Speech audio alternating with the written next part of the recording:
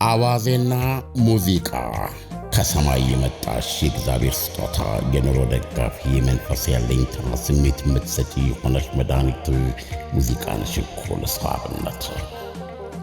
ሙዚቃ በአዋዜ ልዩ። ጤና ይስጥልን፣ እንደምን ሰነበታችሁ?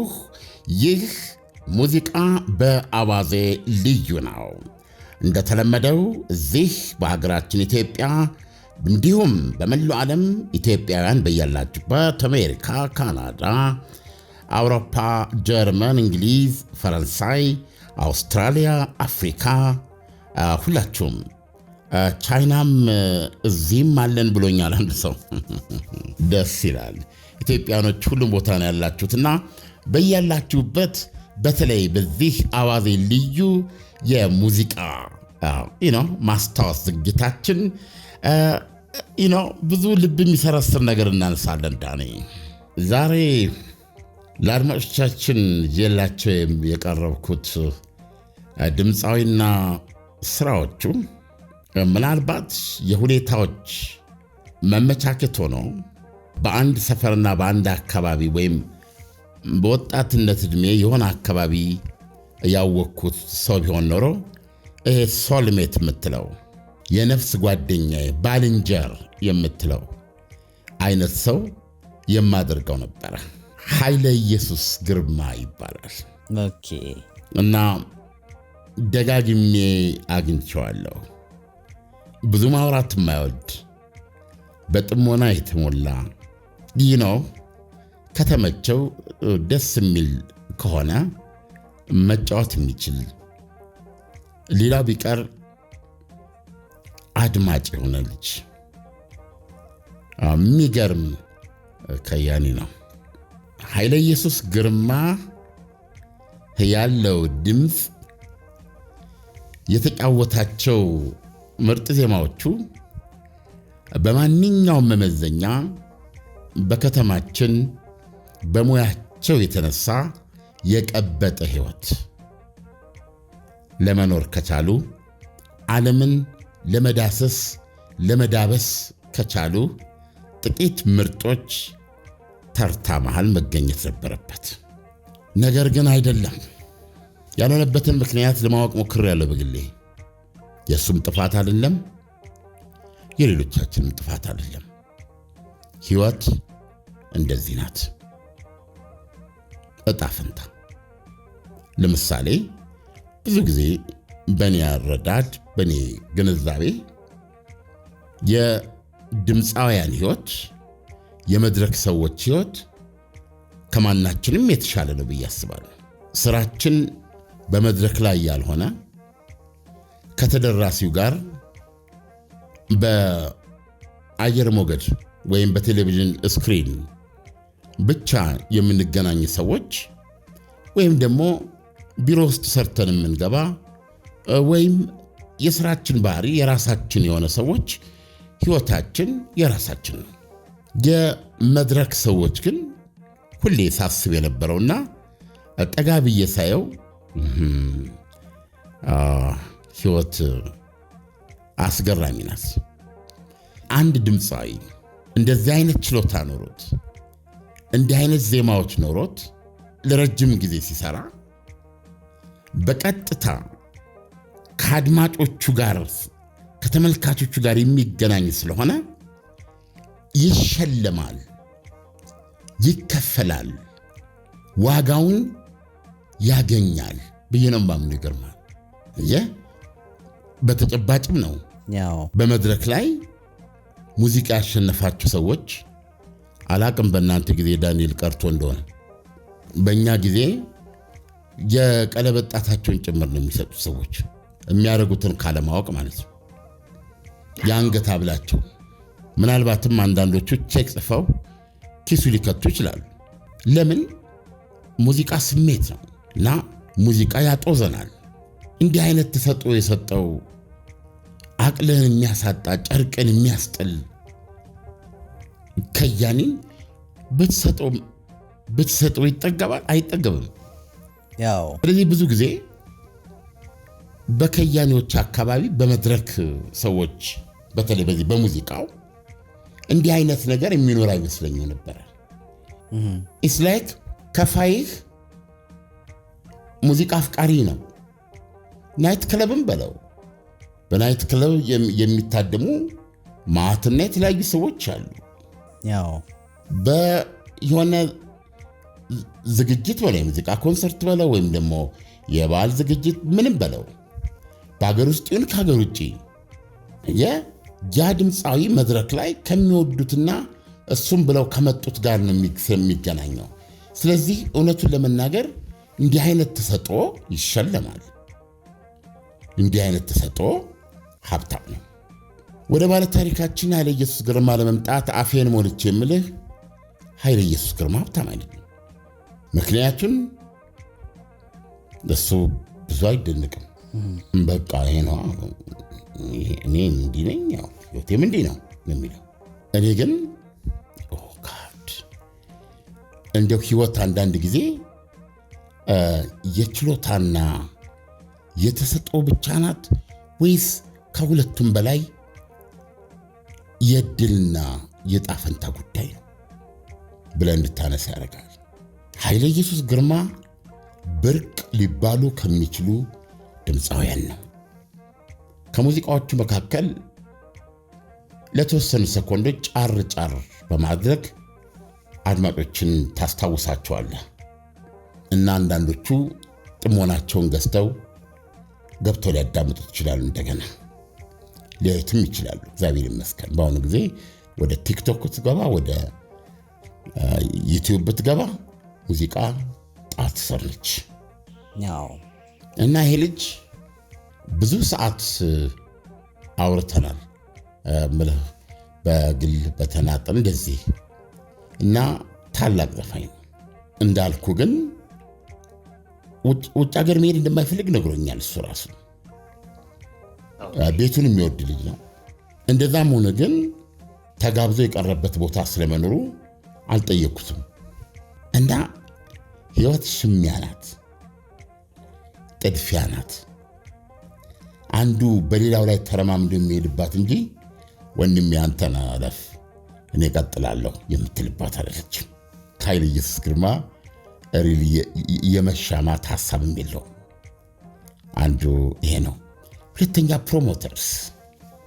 ፕሮሞተርስ ነሲባዊ ነው የኛ የትችት አይደለም። ብዙ ጊዜ እኔ እድገትና ለውጥ ብዬ የማስበው በሁሉም ዘርፍ ማለት ነው ሲስተም መዘርጋት ሲኖር ነው። በአንድ ወቅት የታወቀ የሙዚቃ ፕሮሞተር ሆኖ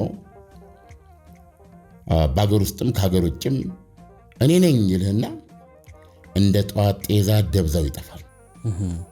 አይደለም እንዴ? ኢትዮጵያ ውስጥ ነው የምንኖረው አይደለም?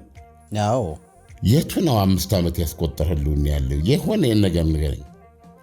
5 ዓመት እንኳን አይቆይም።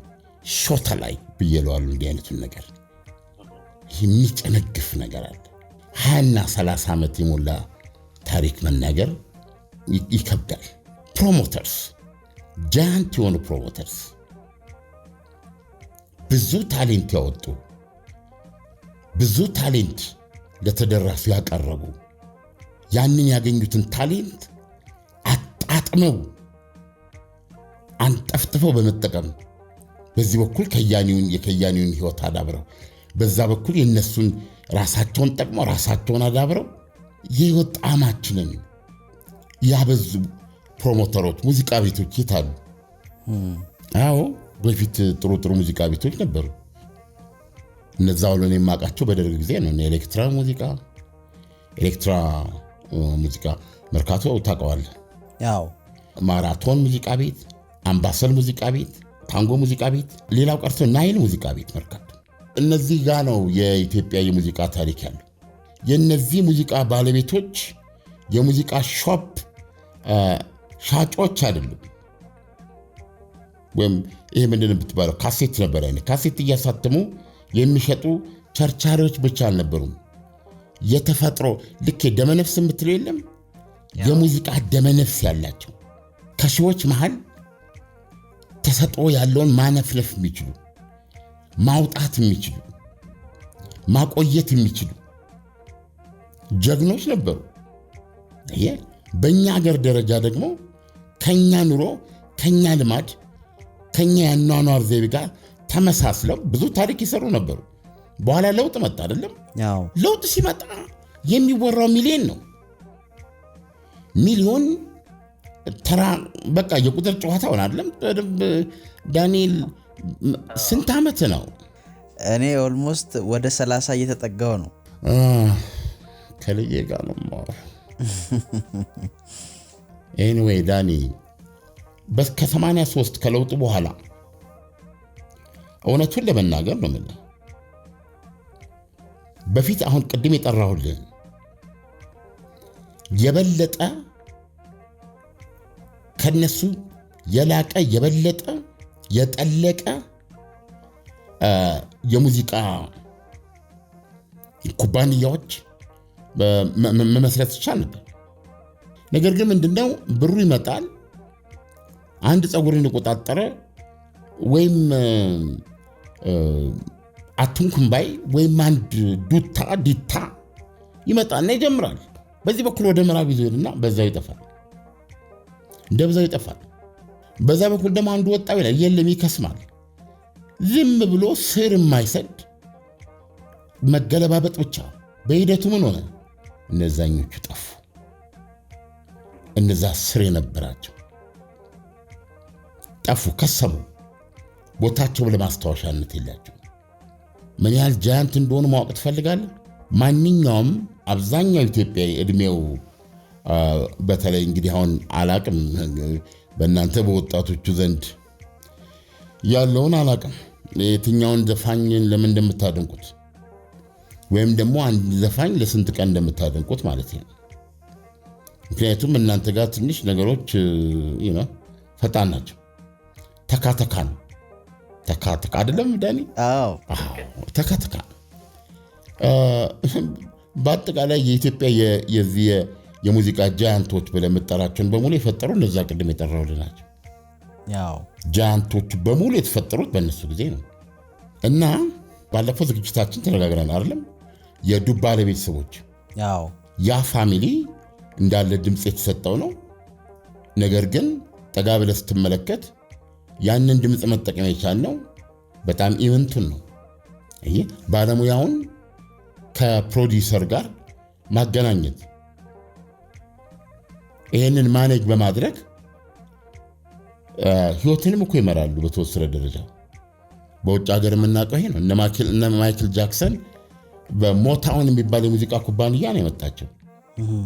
ከነ ማይክል በሙሉ ጥቁር ጃንት ድምፃውያን ታሪካቸው ከሞታውን ከሚባለው ኩባንያ ጋር የተያዘ ነው። በጣም ዘቤስት የምትላቸውን እነሱ በምናምን ቻርት አንደኛ በምድዝ እያሉ የሚሏቸውን ማአት በሺ የሚቆጠሩ ዘፈኖች በቅብብል ሲሰራ የኖረ ሞታውን የሚባል ነው። ሌሎች እነሱ ማአት የሙዚቃ ኩባንያ ትጠራለህ።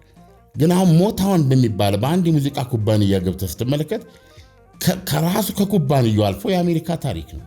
ይህንን ነው ሾተ ላይ የምለው። በቃ በሆነ መንገድ አንድ ቡድን ወይም ሰው ግለሰብ ብር ያገኛል።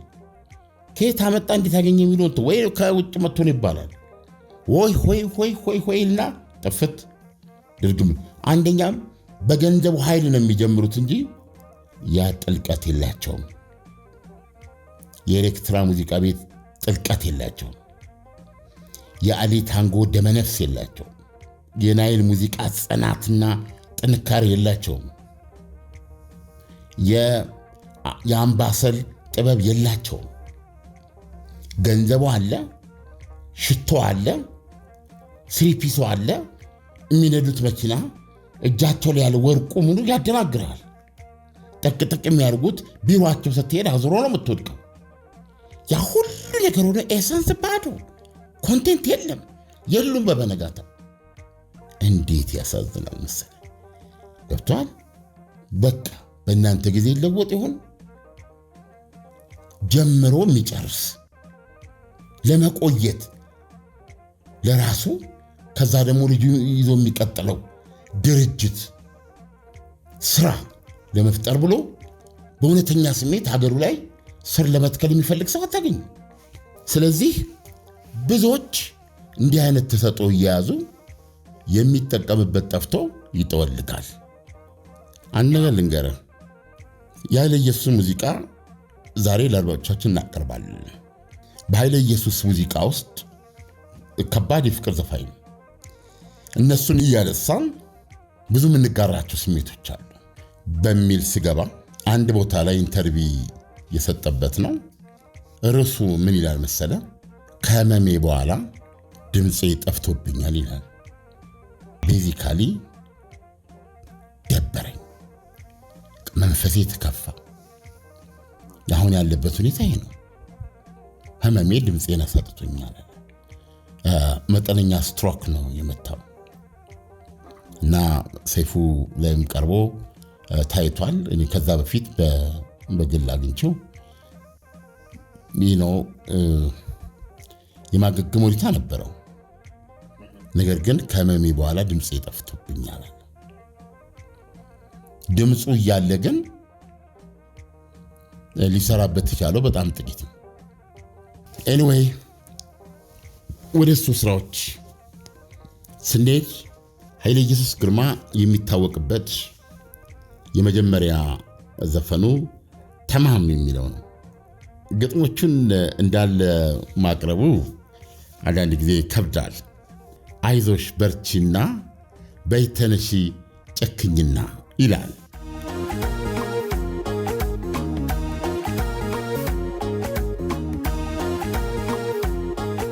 ዝም ብለህ ስማው ግጥሙን።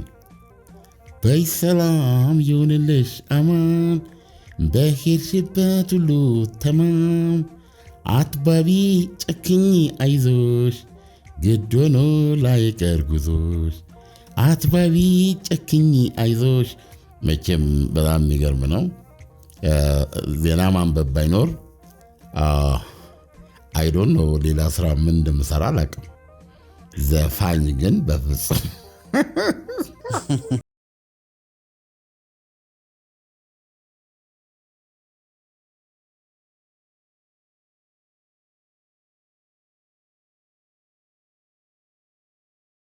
አትባቢ ጨክኝ አይዞሽ፣ ግድ ሆኖ ላይቀር ጉዞሽ ይላል።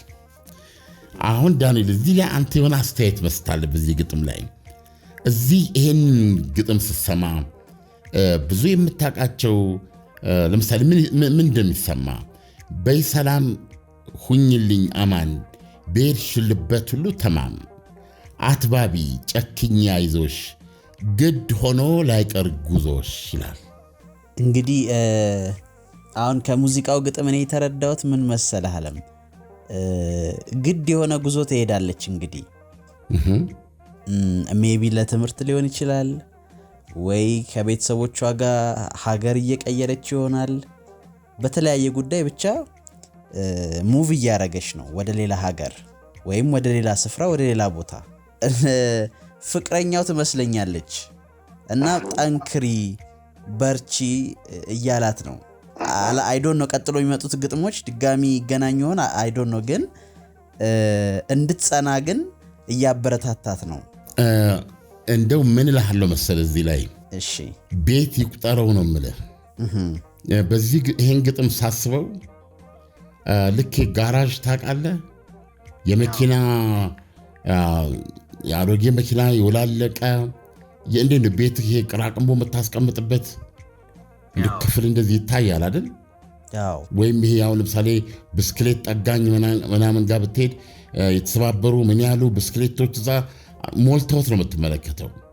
እና የተሰበሩ ልቦች እዛ እንደዛ ነው የሚታዩ። ይሄ በውግዘት ወይም በምን ማነሳው አይደለም። ፍቅር አለ አይደለም? ሁላችንም ፍቅር ፍቅር ነው የምንለው። የማንዘፍንለት ግን የሚያዘፍነን አንድ ነገር አለ። ህይወት የሚሉት እውነታ ሪያሊቲ የሚባል ደሞ አለ። የህይወት እውነታ የሚባላል። አሁን አንዳንድ ጊዜ ፍቅር ቅንጦት ነው ለኛ፣ ለብዙዎቻችን ለኢትዮጵያውያን ፍቅር ቅንጦት ነው። ሰው በመሆኑ ፍቅር ይገባዋል እና ፍቅር ዘአልቲሜት ደስታ ነው። የደስታዎች ሁሉ ቁንጮ ነው። ነገር ግን በእኛ የህይወት እውነታ ውስጥ ፍቅር ሰከንደሪ ሁለተኛ ደረጃ ወይ ፍቅር እያለ ሰው ያወካል፣ ግን ማንም አላየው ቆሞ ባካል፣ ግን ማንም እኮ አላየው ቆሞ ሲሄድ ባካል ይላል። በጣም በተጨባጭ ማቃቸው በብዙ አስሮች የሚቆጠሩ እውነተኛ ታሪኮች አሉ። እየተዋደዱ መሽቶ በነጋ ቁጥር የትነሽ ብለው እየተፈላለጉ አልነጋ እያላቸው ጨልመው እየገቡ ማልዶ እየተነሱ እንዲህ አይነት ጣዕም እንዲህ አይነት ትስስር አንዱ ያለ ሌላው ጊዜ ማሳለፍ የማይችሉ ሆነው ተጣብቀው ማቃቸው በጣም ብዙ ሰዎች አሉ። እና ከዕለታት አንድ ቀን እሷ እንግሊዝ ልትሄድ ነው የሚል ነገር ይመጣል። እንግሊዝ መሄዷ ብዙ ጊዜ የትምህርት ያልከው ሬር ነው። እሱ በጣም ሬር ነው፣ አልፎ አልፎ የሚያጋጥም ነው። በማንኛውም ምክንያት ውጭ ሀገር ትሄዳለች። ወንድሟ ሄዶ ከሆነ ወደ ለንደን ያወጣታል፣ ወይ ታላቅ እህቷ ትሆናለች የምትወስዳት፣ ወይ ደግሞ የሆነ ነገር ተሰርቶ ወላጆቿ ሆናሉ የሚልኳት። ማንም ለአንድ ሰኮንድ ሊያዳምጣት ዝግጁ አይደለም። ምን እሷም ደፍራ አትልም ብትልም አካባቢው ሌላው ቀርቶ ራሷ አፍቃሪዋ ሊደነግጥ ይችላል። መሄድ አለባት፣ ትሄዳለች። ያኔ ዳንኤል አሁንማ ብዙ ነገር አመለጣችሁ እኮ ዳኒ። እንዴት አለ? ወይ አሁን ብትሄድ ምን ትርጉም አለው? ውጭ ሀገር መሄድ እኮ ድሮ ቀረ ዳንኤል። ውጭ ሀገር መሄድ ድሮ ቀረ። አንደኛ ውጭ ሀገር ራሱ ህልም ነው። ሁለተኛ ሰውን ውጭ ሀገር ሲሄድ አየር ማረፊያ ሄደን የምትሸኘው የነበረ ለቅሶ የነበረ ሪታ። ለቅሶ ያንድ ሰው መሰለ እንዴ? የሸኙ እንዳይመስል። ሸኙና ተጓዡ ተቃቅፈው ሲላቀሱ አይናቸው ድልህ ይመስላል። እንደውም አንዳንዴ ደረት ይደቃሉ አንድ ላይ ሆነው። ይህን ስትመለከት እንዴ ለምን አይቀርም ታዲያ ለምንድን ነው ትላለህ። ግን ህይወት ናትና ተላቅሰህ ትለያያለህ። ከፍለህ ትገባ ነበር ድሮ ኤርፖርት ገባና አውሮፕላኑ ሲነሳ የነ መልካሙ ተበጀ ዘፈን እኮ ከዛ የተቀዳ ነው። ደህና ሁኚ ፍቅሬ ደህና ሁኚ የሚለው ማለት ነው። አሁን ደህና ሁኚ ብሎ ቢዘፈን ሳቃችን ነው የሚመጣው። እንደው ለምን መሰለ? አሁን ለምሳሌ በእኔ ህይወት ልንገር። እዚህ ሲሄድ ተሸኝቼ ማለት ነው ኤርፖርት አብረውን ቆይተውኝ እሄዳለሁ። ከዛ ልክ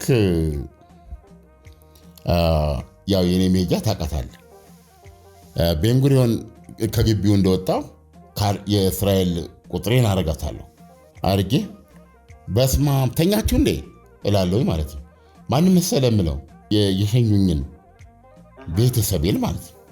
ትንሽ በቃ ያንተን መድረስ እንስማ ብለን ነው ልንተኛ ነው በቃ እንዲያደር እየተያየን እኮ ነው። ኦኬ ገብቷል። ምን የሚያላቅስ ነገር አለው? ከዛ በኋላ በፈለግከው ሰዓት አንዳንዴ በባቡር እየሄድኩኝ እነሱ እዚህ ወጥ እየተሰሩ ቡና እየጠጡ እዛ ልጆች እየሮጡ እናወራለን ማለት ነው። ያኔ እንደዚህ የለም ዳኒ። የምትገናኘው በስልክ ነው። ያኛውን ስልክ ታውቀዋል። አሁንማ ረስታችሁታል። የመስመሩ ስልክ እሱም ደግሞ ሁሉም ቦታ አይኖርም። በምንም ታመሩ የሀብት ምልክት ነው። የሀብታምነት ምልክት ነው። ስልክ ያላችሁ ሰዎች 2-3 ናቸው በአንድ ሰፈር ውስጥ ምናምን። ስለዚህ እትዬ እንትና ቤት ስልክ ትጠራለህ ማለት ነው። ማታ መደወል አችልም፣ ታውቀዋለህ፣ የሰው ቤት ነው። ስለዚህ ጥሩ ሰዓት ጠብቀህ ትደውላለህ። ከዛ ያንተን ስልክ ትይዛለህ። ሃሎ ሃሎ፣ ደህና ገባሽ? ደህና ነኝ፣ ደህና ናችሁ? ኢስላይክ ከሰማይ ቤት የምታወራ ነው ይመስልህ። እውነቴን ነው የምነግርህ፣ ሞት ነው። እውነት ነው፣ የሞት ያክል ነው።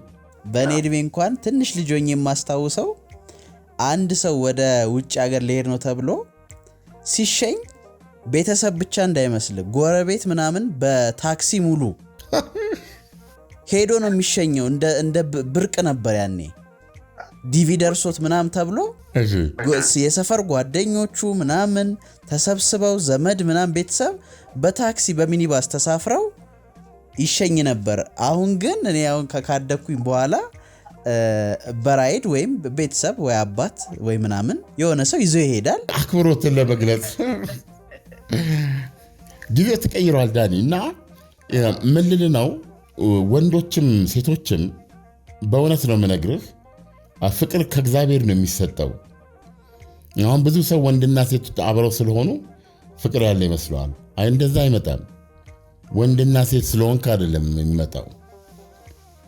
በቃ አለ አንድ እንዲህ ብለህ ማተረጉመው ሁሉ ነገር። መንገድ ላይ እየሄድክ እኮ ማንም በሌለበት ዳገት እየወጣ ሽቶዋ ውድ ያደርጋል።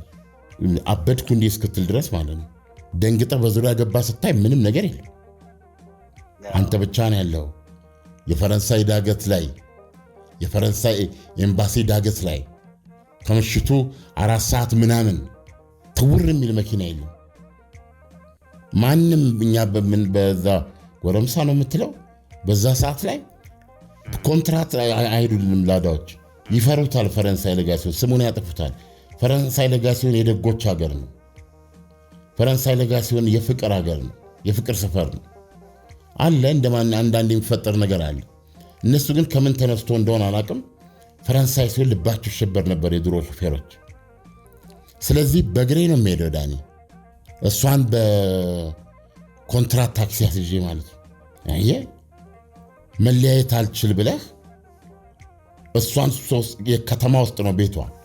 እሷን በኮንትራት ልከህ በእግሬ ፈረንሳይ ለጋሲዮን እመጣለሁ ማለት ነው። በመጀመሪያ ደረጃ 5 ኪሎ የምትለው ቦታ ላይ ማን እንደሚለቃቸው አላውቅም። የውሻ ሰራዊት አለ። ባለቤት የሌላቸው ውሾች ይከቡሃል። ይገርምሃል። አንዱ ደፍሮ ቢነክስህ ምናምን ቢል የሚያድን የለም። ማት ናቸው። ቁጥራቸው ስፍር ቁጥር የለው። እነሱን ሂድ እያልክ ማንም የለም። ሰዓት እላፊ የሚሉት ጊዜ ነበር ደግሞ ያን። እነሱን አቋርጠ አልፈህ የ6 ኪሎን ቶታል ነዳጅ ማደያ አልፈህ ጃን ሜዳ እስክታዘቀዝቅ ወደ ታች ያለው ጨለማ ልነግራችን። ይሄ መንገድ ዳር መብራት ለቀልድ ነው። መሃሏን ነው የሚያበራው እንጂ ግራና ቀኝ ጨለማ ነው። እሱን ጥሼ ሲሄድ ከዚህ የሚጠብቀኝ ሐሳቤ ነው። ሐሳቤ ውስጥ እሷ ነች ያለችው። ግራና ቀኝ የዋጠኝን ጨለማ አላስታውሰውም። ብቻ ዝም ብዬ እራመዳለሁ፣ ውሃ ላይ እንደሚራመድ ሰው እንዲህ እያልኩ። ድልድይ ነበረ። ዛሬ የእስራኤል ኩባንያ ለውጦታል። ፈረንሳይ ዳገቱን ቀንሶት መንገዱ ተዘርግቶ ተለውጧል ወደ ላይ ሰፈሩ ራሱ። ያኔ ዳገቱ ወደ ሰማይ የመሄድ ያክል ነበር። ያንን ዳገት ወጥቼ ልክ ፈረንሳይ ኤምባሲ የሚባላል እሱ ጋር ስደርስ ምን ድግምት እንዳለ አላውቅም። ሽቷ ይመጣብኝ። ሽቷ ደንግጬ ግራና ቀኝ ታያለ ማለት ነው። በኋላም ግራ ቢገባኝ አእምሮዬ ጤነኛ ነው። አይ አእምሮዬ ልክ አይደለም፣ አእምሮዬ ግን ጤነኛ ነው ለማለት እቺ ምንድነው የምትሸት በራሷ የምትሸት አንድ እንትን የለችም። የእጽዋት አይነት ነች እና እንዲህ አይነት መዓዛ አላት። እሷ ናት እንዳል ዲስቲንክት የሆነ የልጅቷ ሽቶ ነው ሸተኝ። እዚህ ድረስ ነው የሚጸናወት። ይሄን ጥዬ ምን ላደርግ ነው አሜሪካ የምሄደው? ይሄን ጥያቄ አቅርብልኝ። አሜሪካ ቪኦኤ ስራ ተገኝቶልሃል እንደዚህ ነውና ተነስ፣ ታጠቅ፣ ተሳፈር ብባል እርግጠኛ ሆኜ ነው የምነግርህ። እሷን ይዤ የማልሄድበት ከሆነ ወይል ውሸት ሊመስል ይችላል። በፍጹም አላደርገውም ነበር። በምንም ተምር አያድርገው።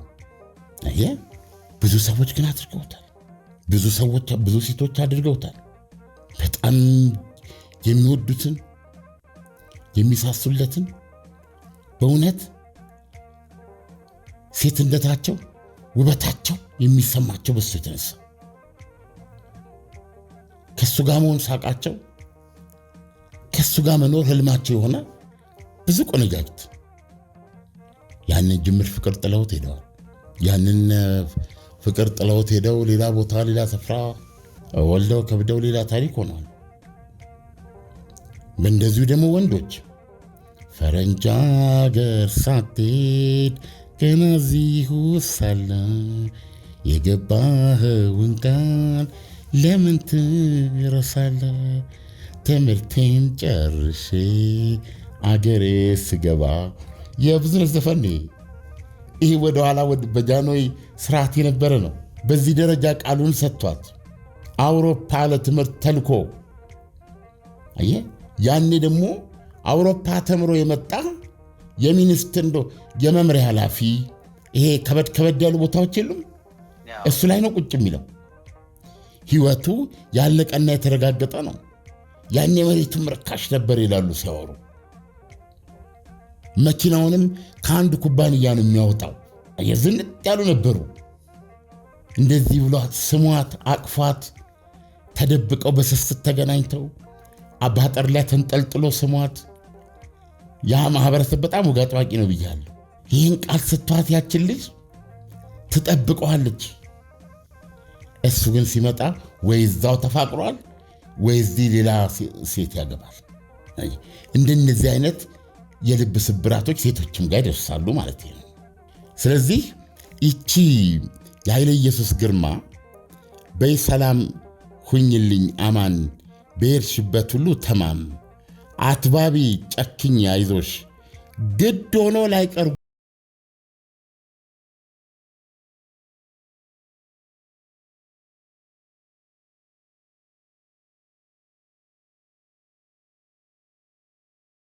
ምነግርህ ስለ ፍቅር ተብሎ የተሰረዘ ጉዞ በእውነት እኔ ሰምቼ አላውቅም። እና እኔ ሰምተህ ታውቃለህ?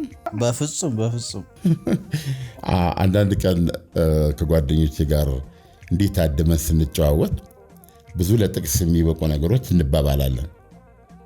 ገብቶሃል? የትኛውም የሀበሻ ፍቅር የቱንም ያህል ቢጠልቅ የቱንም ያህል ቢጣፍጥ የአሜሪካን ቻሌንጅን ማለፍ አይችልም ነው የምንባባል። የአሜሪካ ጉዞን አሜሪካ ደርሶ መምጣት አንድ ነገር ነው፣ ለአንድ ወር ለሁለት ወር። ነገር ግን ለዓመታት መጨረሻ ለማይታወቀው ማለት ነው። ይህ ሁሉ ነገር የምታደርገው ፈረንጅ ሀገር ስትሄድ ምን መሰለ ሴክሬቱ፣ ፈረንጅ ሀገር ማንም ሰው ስራ አለው። በዚህ በጣም እርግጠኛ ሆኜ ነው የምነግርህ። ስራውን ላትመርጥ ትችላለህ። እዚህ ሀገር ለምሳሌ ስራ አለው ከተባለ ቢሮ ተቀምጦ ይጽፋል ወይ ነው፣ ከዚህ ያለፈ ነገር የለም። እዛ ግን ስራ አለ፣ ጽዳት ትሰራለህ። ብዙ ሴቶች ጽዳት ይሰራሉ። ጽዳት ሰርተው የሚያገኙት ግን $3,000፣ $4,000፣ $5,000 ነው። በጣም የተዋጣለ ዶክተር ሆነ አሜሪካን ሀገር ስፔሻሊስት ሆነ እንጃ በወር $10,000። ብዙ አትለያዩም ከሰራ 3-4 ስራ እንቅልፍን ደግሞ አድርገ 6 ሰዓት እየተኛ ሌላውን ለስራ ከዋልክ እኩል ታገኛለህ። ገንዘብ ደግሞ የትም ቦታ ላይ እኩል ነው የሚያደርግም። ልብስ ልልበስ ነው የምትፈልገው ውጭ ሀገር፣ እነዚህ ፈረንጆች ሀገር በአይነት አለልህ። በአይነት ስለ የምትፈልገው አይነት በምትፈልገው ዋጋ በአንተ ደረጃ መጠን ማለት ነው። ቤት እንደ ልብ ነው። ትከራያለህ፣ አፓርትመንት ትከራያለህ። ላይፍ ስታይላቸው እኮ ያ ነው ትልቁ ነገር። እነሱ ከዩኒቨርሲቲ ትወጣለህ፣ ቤት ትከራያለህ።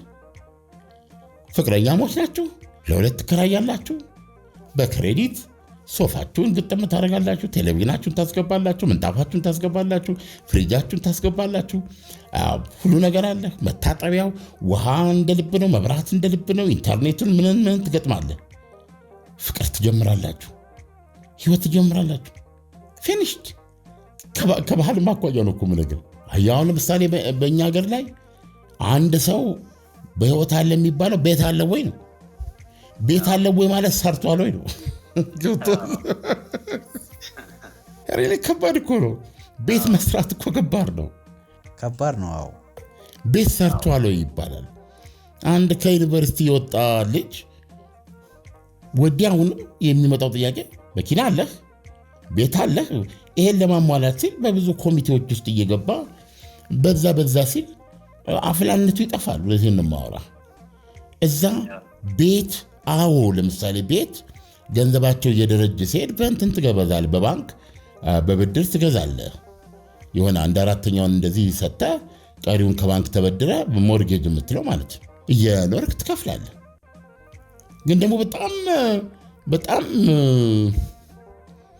ካልፈለግ በኪራይ ትኖራለህ።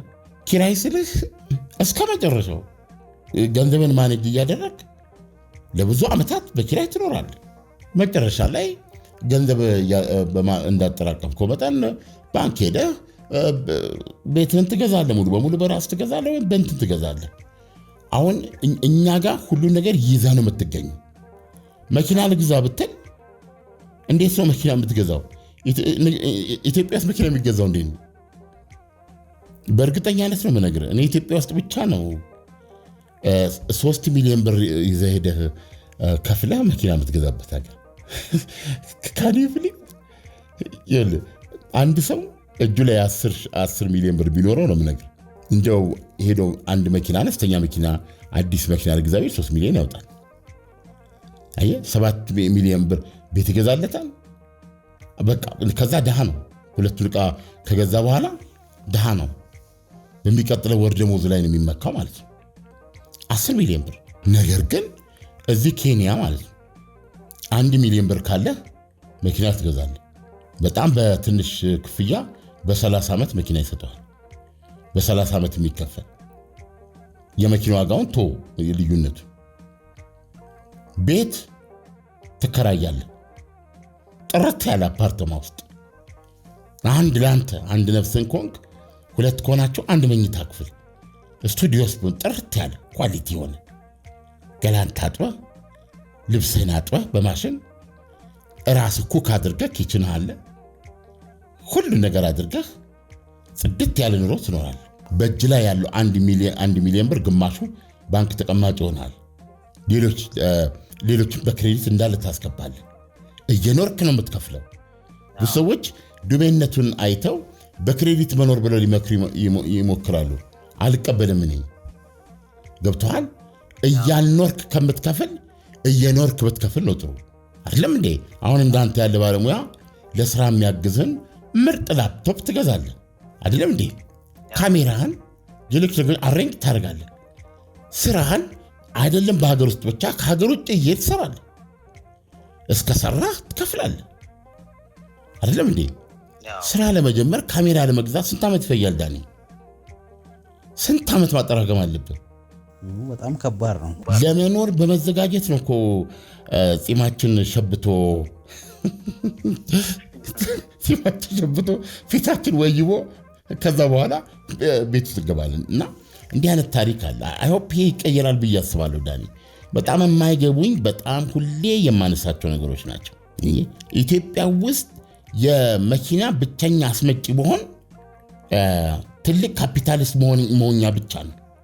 አየህ፣ ለዚህ ያህል ዓመታት ብቸኛ አስመጪ ሆኖ የተቀመጠ ኩባንያ የ2 ዓመት ዱባይ አይሰጥም፣ አገልግሎት አይሰጥም። እኔ እኮ አንዳንድ ጊዜ በጣም የሚያስቸግረው አየህ፣ የተለየ ውድ ነው እሱ ጋር። እሱ ብቸኛ አስመጪ የሆነበት ዕቃዎች በሙሉ ውድ በመሆናቸው ነው የሚታወቀው። ምን አይነት ሎጂክ ነው? ሌላው ሀገር ምንድነው? እኛ ሀገር ሎጂኩ ለምን ይገለበጣል ትላለህ? እዚህ በኬንያ ደረጃ ብትሄድ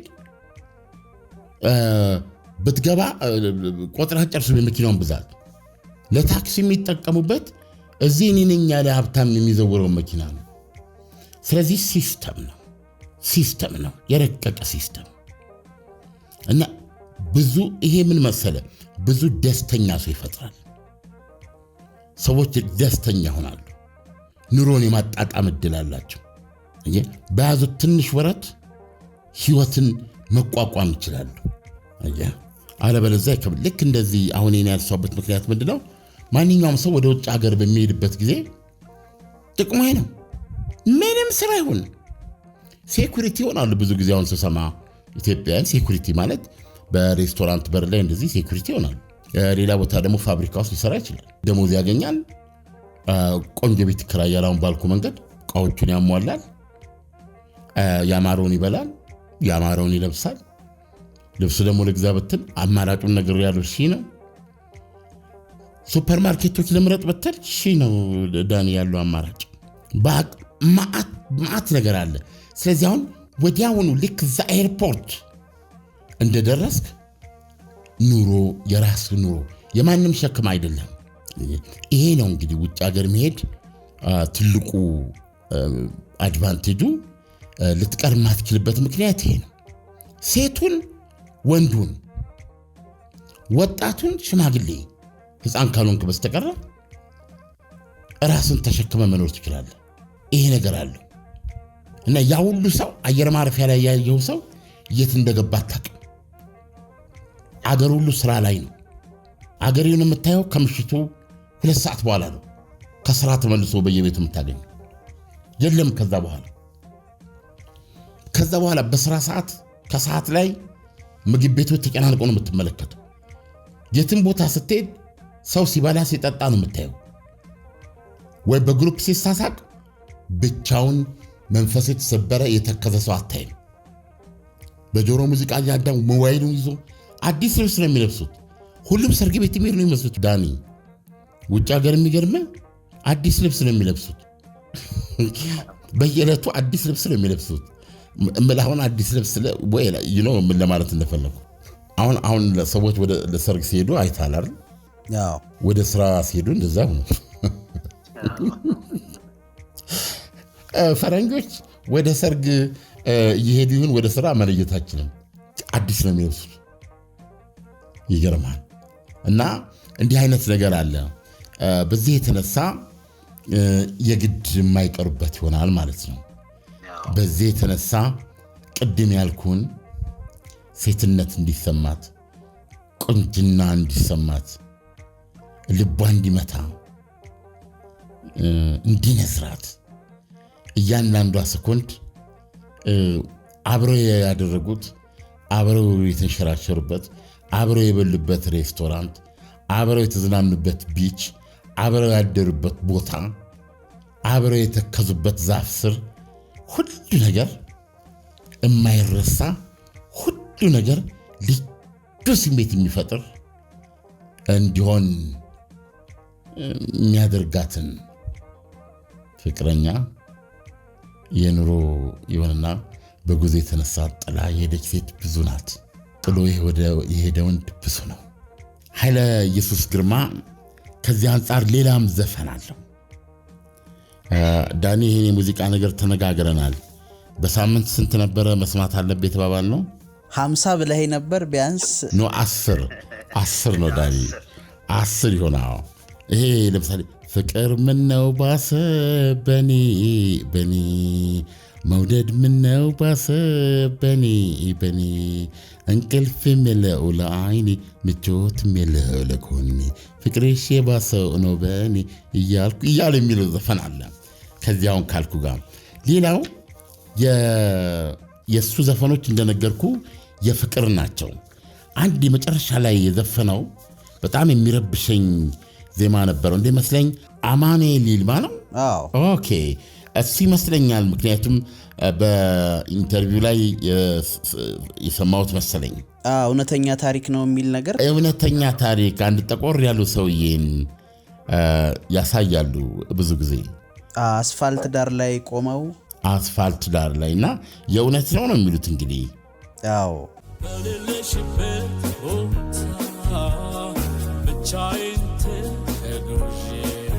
እንደውም አይተህ ከሆነ አንዳንድ ወጣቶች አንዳንድ ብዙ ጊዜ ውጭ ሀገር ያሳለፉ ሴቶች ከእሳቸው ጋር ፎቶግራፍ ሲነሱ አይቻለሁ። አዎ ቲክቶክ ላይ ነው መቼም ቲክቶክ እዛ ላይ እየተነሱ አይቻለሁኝ። እንደውም አንዱ ምን ይላል ያቺ ልጅ እኮ ነች ብለው ከስር ጽፈውታል። ራሷ ልጅቷን መታ ባለ ታሪኳ አይ ዶንት ቢሊቭ ኢት ላምን አልችልም። እኔ ታሪኩን እስካሁን እርግጠኛነቱ ለእኔ እርግጥ አይደለም ዳኒ። ግን ኤኒዌይ እነሱ እንደሚያቀርቡት እኚህ በጣም ፀሐዩ በጣም መቷቸው ያከሰላቸው ሰው ናቸው እና ለእኔ ትንሽ በአእምሮ መዛባት ምክንያት እንዲሆኑ የሚመስለኝ ለእኔ። እሱ ግን እንደተባለው ለዚህ ዘፈን ምክንያት የሆነው ያፈቀሯት ልጅ ነበረች ወጣት ሳሉ ማለት ነው እና አዘውትረው የሚገናኙባት ቦታ ነበረች ወይም አይዶን የሚጠብቋት ቦታ የሚገናኙበት አንድ ቀን የለችም።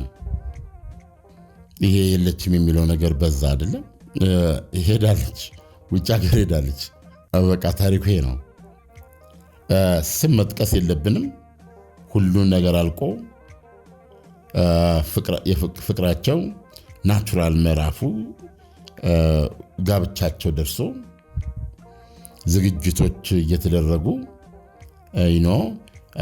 አንድ ወይ ሁለት ቀን ሲቀራቸው ለሰርጉ ማለት ነው ቤተሰብ አውቆ ግራ ይሄ እንቅስቃሴ አላለም። ውጭ ሀገር የሄደችበት ሰው አውቃለሁ። የለችም ሲያይ አየር ማረፊያ ነች ተብሎ ተነገረው ማለት ነው። እንግዲህ ይሄን ራስን እዛ ቦታ ውስጥ አስገብተ ይኸው ዳንኤል አይደል ወደ ጋብቻ የሚደረሰው እኮ ቢያንስ ሰዎች 5 እና 6 7 8 ዓመት አብረው ማሳለፍ አለባቸው። ይህን ሁሉ ሂደት አልፈው ብዙ ነገር ተላምደው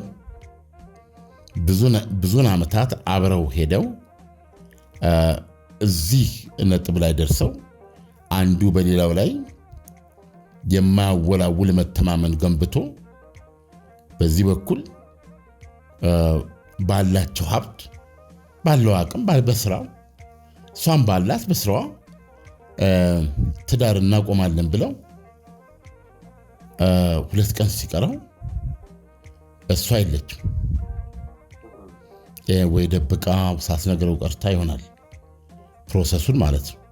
እኔ አንዳንድ ቀን ለመፍረድ ልትፈርድባቸው አትችልም፣ ወንዱንም ሴቷንም ቅድም ባልኩ ምክንያት ማለት ነው።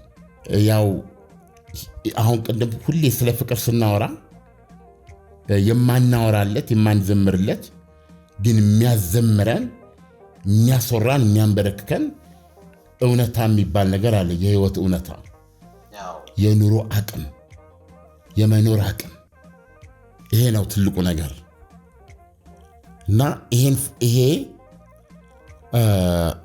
ብዙ ፍቅር የትኛውም ይኖራል። ይህንን እምቢ ብለው ፍቅራቸውን መርጠው ህይወታቸውን እስከ መጨረሻው የኖሩ ምሳሌዎች ሊኖሩ ይችላሉ። ግን ለአብዛኛው ለወንዱም ሆነ ለሴቷ ሊጋረጥባቸው የማይገባ ፈተና ነው። ለዚህም ነው እኮ ጸሎት ላይ ስንጸልይ ወደ ፈተናማ አታግባን ከክፉ አድነን እንጂ ይባላል። እና ይሄ የደረሰባቸው ሰዎች ቀላል አይደሉም። ብዙ የእውነተኛ ታሪክ አውቃለሁ ዳኒ። አንዱ ልነግር እችላለሁ። እሺ። አንዳንድ ወንድ ነው ዳኒ። እሳት አንዳንድ ጊዜ አይታል እዚህ የምጠጣው መለኪያው ላይ አልኮሉን መጠጡን የእሳት ፍም ያስነሱበታል። ዋጥ ታደርገዋል ያንን መጠጥ ገባሽ ሻት ይሉታል ከአሜሪካ የመጡ ሰዎች። እንደሱ ያለ የህይወት ረመጥን ዋጥ አድርገው ውስጣቸው እየጨሰ ገጻቸው ሳይበላሽ ጨዋታቸው ሳይቀንስ አረማመዳቸው ሳይዛነፍ መደበኛ ህይወታቸውን እየተወጡ ግን ዕድሜያቸውን ሙሉ እያዘኑ ወደ መቃብር ይዘውት የሚገባዋሉ። እና ያ የተከበረ ሰው ሲጀመር ግሬስ ያለው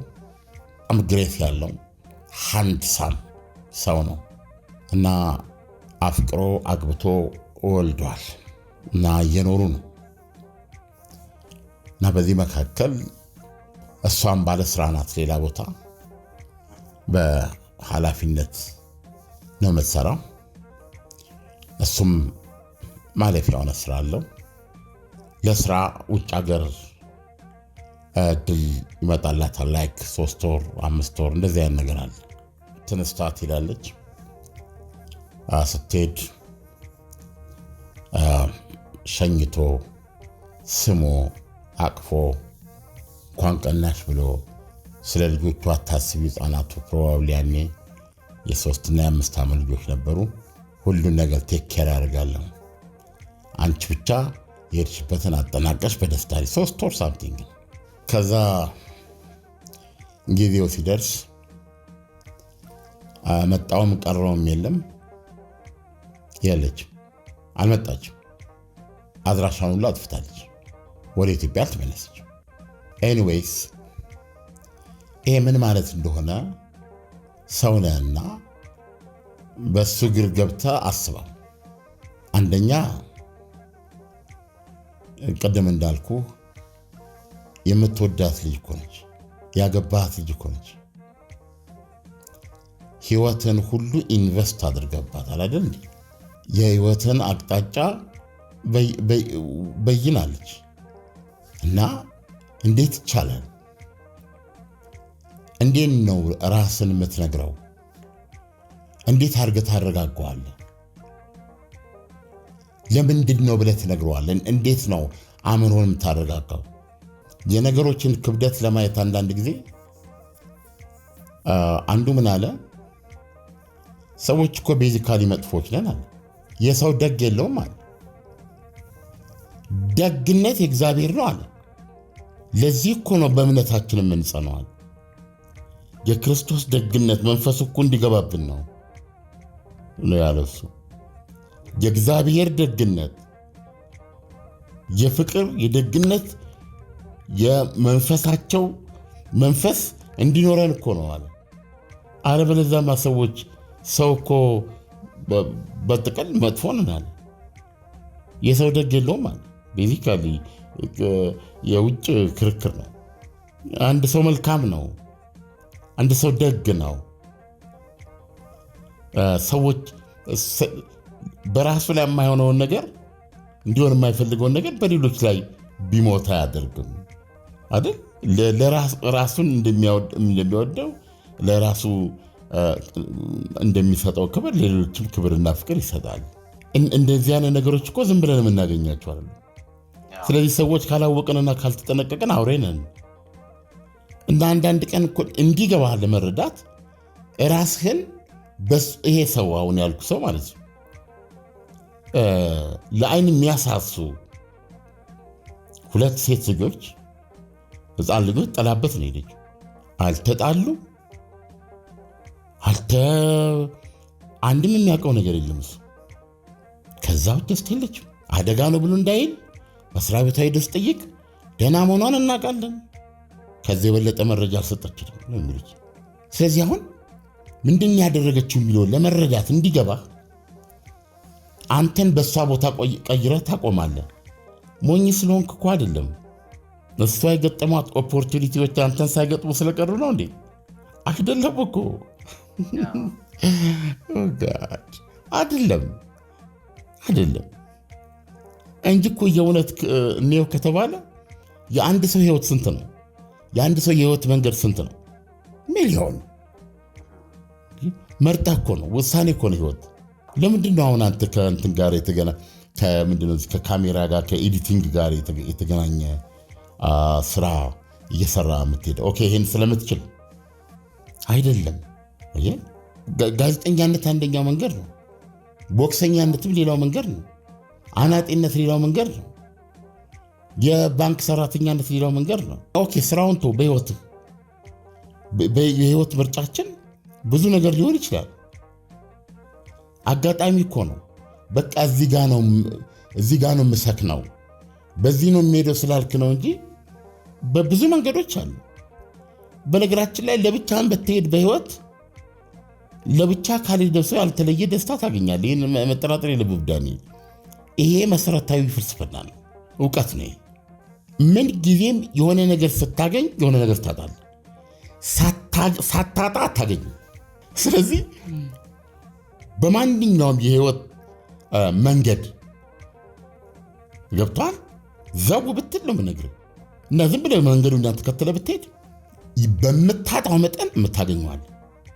ሳታገኝ አታጣም፣ ሳታጣ አታገኝም። ስለዚህ ህይወት ውሳኔ ነው። አየህ፣ እሱ በሷ ቦታ ቆሞ እሷ ምን ልታደርግ እንደምትል ምን ሆና ነው ብሎ ለማሰብ አይችልም።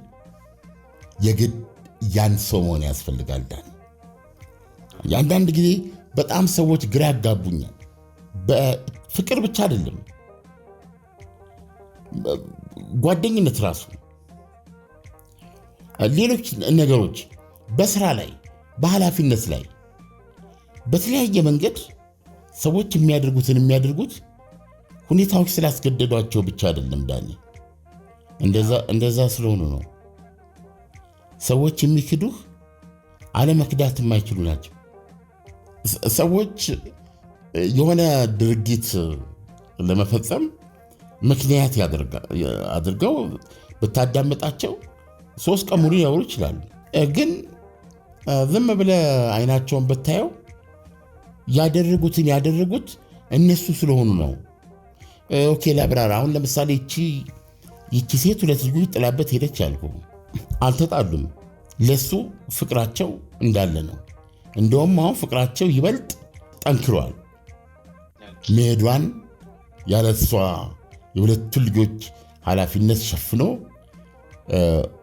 የመቆየት ብቸኛነትና ግን ከዛ ሁሉ በኋላ ስትመጣ ደግሞ አቅፋ እንዴት እንደምትሰማው እንዴት አድርጎ በስስት እንደሚያገኛት ሚስቱን ከዛ በኋላ እንዴት አሳርፋ በልበልበልበል አንተ ቁጭ በል እያለች ያንን እንዴት እንደምታካክስ እንዴት እንደምትሸልመው እንዴት እንደምትንከባከበው እያሰበ ነው ይህ ሰው።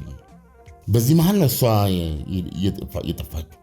እሱም ብቻ አይደለም እሱስ ቢሆን ኦኬ እኔን ጠልታኝ ወይም ሌላ ወዳ ነው ሊል ይችላል። 2 ልጆቻቸው ጨምራሉ እና ታሪኩን ለማሳጠር ከዛ በኋላ ድምጿት ሰምተው አያውቅም።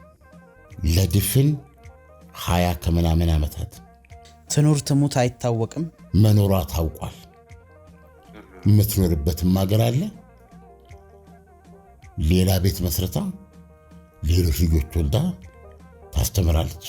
አንዳንድ ሰዎች በቀላሉ ህይወትን ይሻገራሉ፣ ይረሳሉ። ገብቷል። ጦምነው አዲስ ህይወት ጀምራሉ። ለአንዳንዶች ህይወት አንዴ ናት፣ ፍቅርም አንዴ ናት። በከበደ ሚካኤል የኢትዮጵያ የቀለም አባት ባለቤታቸውን ያገኟቸው ከበደ ሚካኤልም መቼም ታውቃለህ። ያው አንድ የፋኖስ መብራት በግብሩ የኮራ እንዲህ ሲል ተጣላ ከብርጭቆ ጋራ፣ እኔ ነኝ መብራቱ ብርሃን ምሰጥ፣ ጨለማን አጥፍቼ ምገላልጥ፣ አንተ ግን ፊቴ እንዲያው ተደንቅረህ ዙሪያዬን ከበኸኝ እንዲያው ተገትረህ፣ አልገባኝም ከቶ የምትሠራው ሥራ፣ ብርሃኔ ደምቆ ሩቅ እንዳያበራ፣ ስራዬን ምናምን ዮን ካታጥፋ፣ ገለል መልክ ፊቴ ብርሃኔ ይስፋ አለ ብርጭቆ። የፋኖስና ብርጭቆ ታሪክ ነው። ፋኖስ ብርጭቆ ስትከርንበት ነው አይደል ብርሃኑ። ያው ብርጭቆም ምን አለ? አገልግሎቴማ ከሆነብህ ጥፋት፣ እንግዲያውስ ላንተ ከሆንኩኝ እንቅፋት፣ እሺ ልሂድልህ ልልቀቅልህ ቦታ ብሎ እንደለቀቀ ከጎኑ የነፈሰ የነፋስ ሽውታ መጣና መብራቱን አጠፋው አንድ አፍታ። አንዳንድ ሰዎች አሉ ተባብረው መስራትን ብለው ይደመድማሉ። ከበደ ሚካኤል በጣፈጠ አማርኛ በስነ ግጥም የዚህን ምድር ስንክሳር፣ የዚህን ምድር እውነት፣ የህይወትን ብልሃት ያስጨበጡ የኢትዮጵያ የቀለም አባት ናቸው። ከበደ ሚስታቸውን ያገኟቸው የንጉሱን ልጅ ፈረንሳይኛ ያስተምሩ ነበር። የጃንሆይ ማለት ነው። የጃንሆይን ፈረንሳይኛ ያስተምራሉ።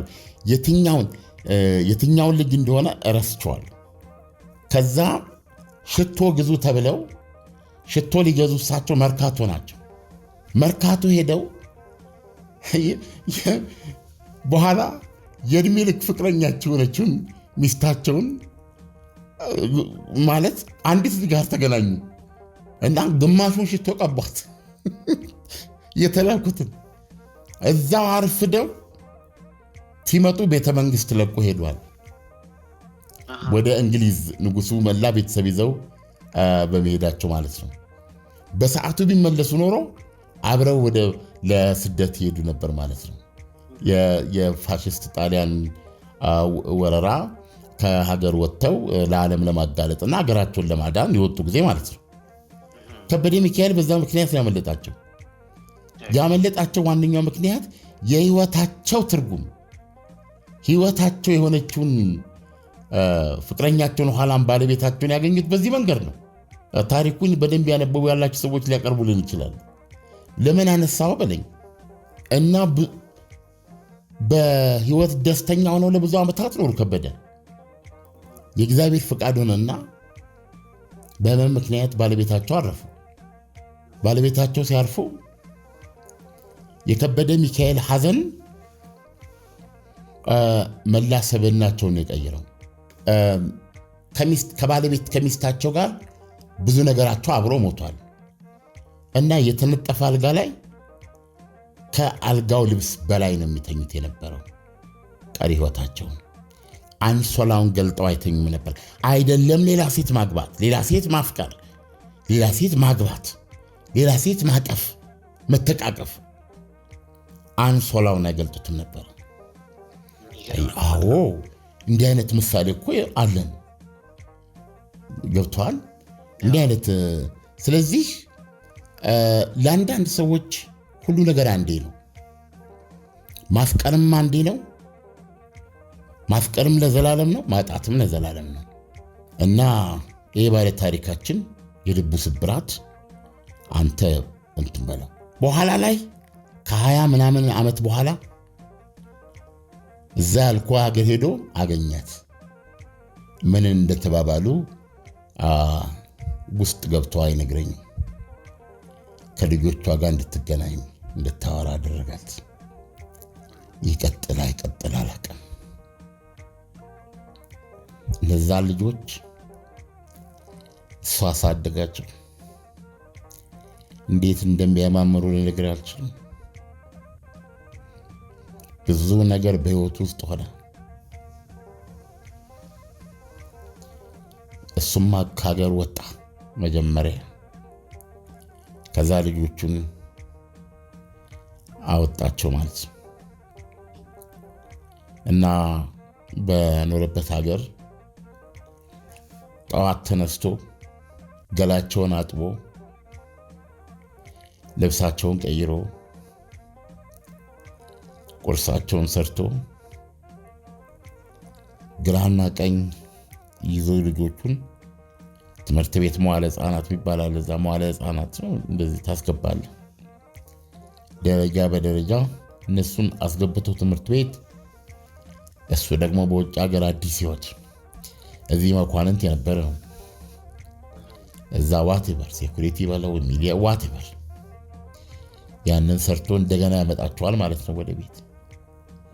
መሳቸውን ሰርቶ ደስ የሚለው ሁሌ ሃፒ ነው በህይወት ደስተኛ ሰው ነው። ልጆቹን ሁሌ ስፕሪቱ ደስ የሚል ሰው በዚህ መንገድ አሳድጎ እነሱ ደግሞ በደረሱ ጊዜ ብቻውን ያሳደጋቸውን አባት በእውነት እንዴት ብዬ ልንገርህ፣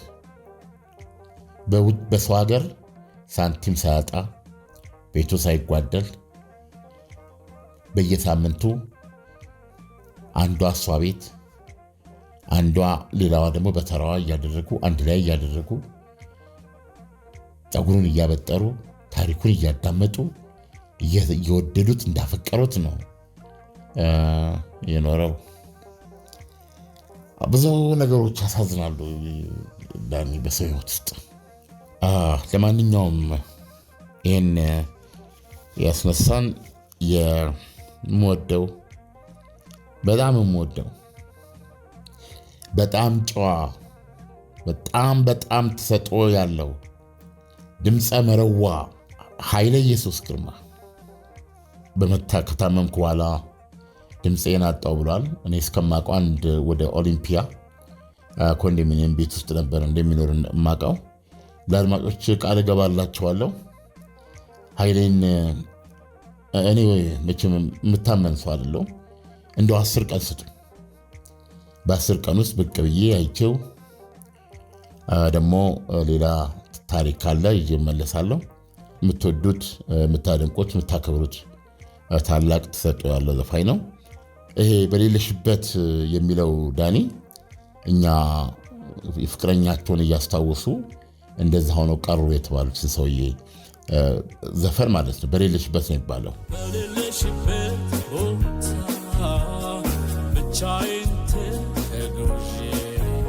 በሌለሽበት ቦታ ብቻዬን ተጉዤ ሲመሽ እመለሳለሁ ሐሳብ ትዝታሽን ይዤ የቆምሽበት ቀርቶ ትዝታሽ ያመላልሰኛል ባትኖሪ እንኳ በጭራሽ ዝንተ ዓለም ቢያልፍ ዕድሜ በተርታ እኔ ግን እዛው ነኝ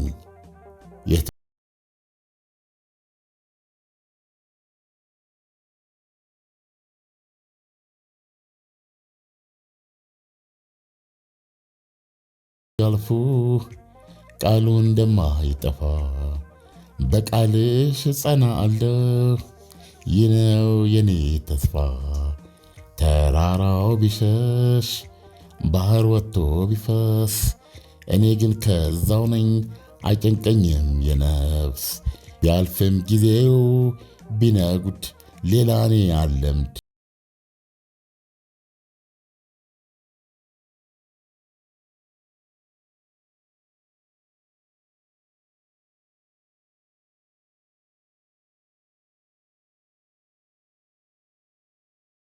እንግዲህ አይ ቲንክ ብዙ አስወራን።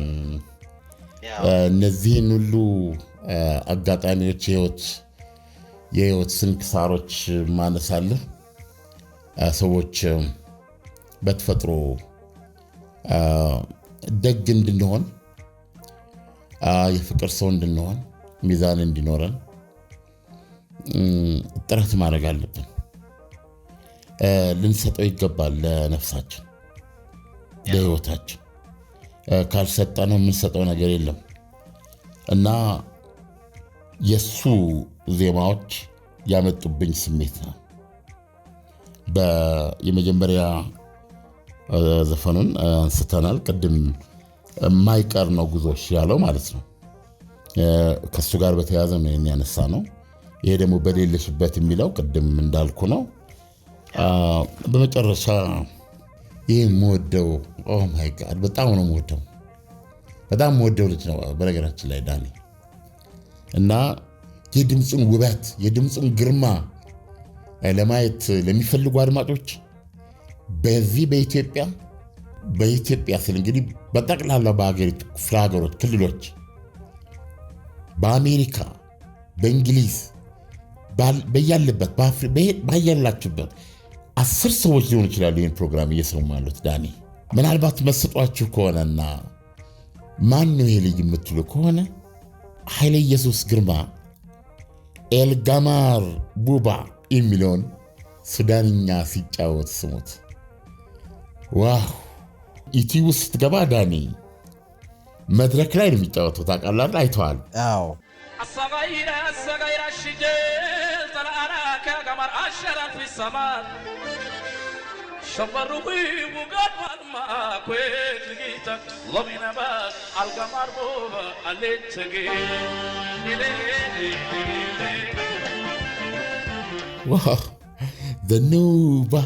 ዘኑባ መድረክ ላይ ነው የሚጫወተው። በኮምፒውተር ታግዘ ብዙ ነገር ታርሞልህ በብዙ ነገር ታግበ እንኳ እንደዛ አይነት ድምፅ አይተዋል? እንዴት እንደሚፈታተነው እንዴት ሰውነቱን እንደሚያንቀጠቅጠው። የትኛው ሱዳን ዘፋኝ ነው በዚህ መንገድ ያን ዘፈን ሊዘፍነው የሚችለው? ምን አይነት ተሰጥኦ! እና ኤልጋማር ቡባ ነው የሚለው። እና ሌላ ዳኒ ትንሽ ወደ ባሻ ሆኛለሁ። ማስታወስ ያልነበረብኝን ታሪክ አስታወስኩኝ። የዚህ ያልኩን ማቀውን ሰው ማለት ነው። በአጋጣሚ ደግሞ ኤልጋማር ቡባን ኃይለ ኢየሱስ ሲጫወት ከኋላው ከሙዚቀኞች ውስጥ ሳክስፎኒስቶች ውስጥ መልኬ አለ። መልኬ የፈረንሳይ ልጅ ነው። መልኬ በጣም የማውቀው ልጅ ነው። በልጅነቱ በጣም መልከኛ ሃፍ ካስት የመሰለ ልጅ ነው እና ሳክሱን ይዞ ከኋላ ያለው ከዚህ ዓለም በሞት ተለይቷል። መልኬ ምን ሆነ እንግዲህ ህይወት ከባድ ነች ብያለሁ። አሁን እግዚአብሔር ይመስገን ወደ 60ው ተጠግተን ነው አሁን ያለው 58ኛ ዓመቴን የካቲት 30 አክብሬያለሁ። ብዙ ነገር መጥቻለሁ። ገባ አየ በዚህ መንገድ ስንመጣ ብዙ ሰዎች ደግሞ ያ መንገድ የወሰዳቸውን ያደረሳቸውን ነገሮች ስትመለከት ትሰበራለህ። በማንኛውም መመዘኛ መልኬ መሞት የነበረበት ሰው አልነበረም። በምንምና በምንም ሁኔታ ህይወት በዚህ መልኩ እንደ ወረቀት አሽቀንጥራ ትጥለዋለች ብዬ አስቤ አላቅም። ይህን የምወደው ልጅ እያየሁ በዘፈኑ ተመስጬ እያለሁ መልኬን ከኋላ ሳየው በጣም ታዝናለህ። ይህ ነው ዳኒ። ደህና እደር። ሰላም እደር አለም።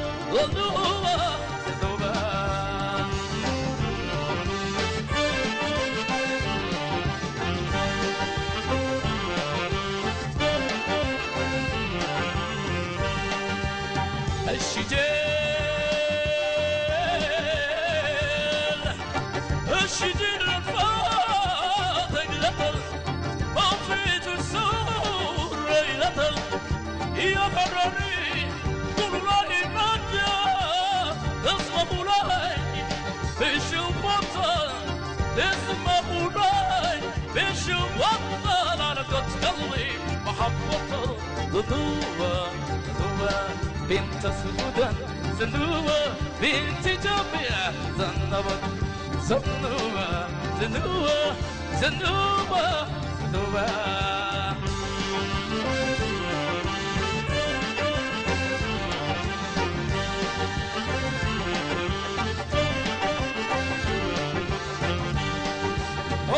بعلم تقيل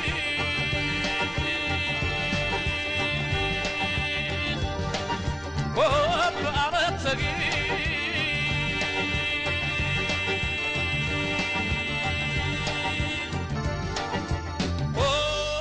بعلم تقيل القمر بعلم تقيل شكرا نفسك አዋዜና ሙዚቃ ከሰማይ የመጣሽ የእግዚአብሔር ስጦታ የኑሮ ደጋፊ የመንፈስ ያለኝታ ስሜት የምትሰጪ የሆነች መድኃኒት ሙዚቃ ነሽ እኮ ለሰው አብነት። ሙዚቃ በአዋዜ ልዩ